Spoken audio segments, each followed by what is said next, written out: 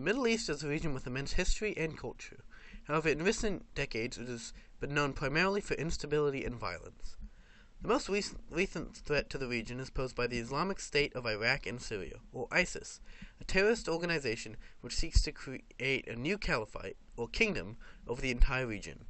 ISIS is a result of a whole mess of factors, but the organization, as well as much of the violence in the region, can be in part accredited to interfering Western nations, with the most recent example being the United States and the coalition of the willing during the Iraq War.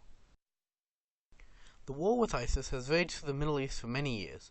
However, more recently the Islamic State has lost territory and been put on the defensive by opposition forces. Since 2014, ISIS has been forced out of 56 important locations, including 5 major cities.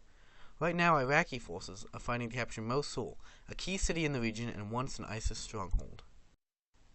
With victory over ISIS drawing near, questions have been raised about how to ensure peace and stability in the region moving forwards. One solution is for the United Nations to intervene in the region, although primarily Iraq and Syria.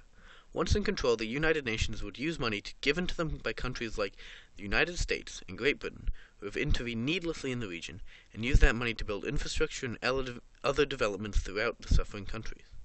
This idea would be similar to what the United States did with the Marshall Plan after World War II, in which the United States gave $12 billion to help rebuild the economies of France, Britain, and other European nations.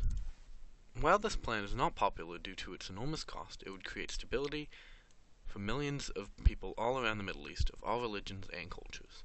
In addition, it would demonstrate consequences towards countries like the US and may make them more hesitant to intervene in poorer parts of the world in the future.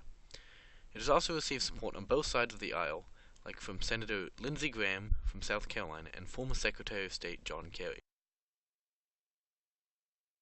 If the United Nations acts soon to work with countries in the region to promote democracy and stability throughout the Middle East, the effects will be felt worldwide.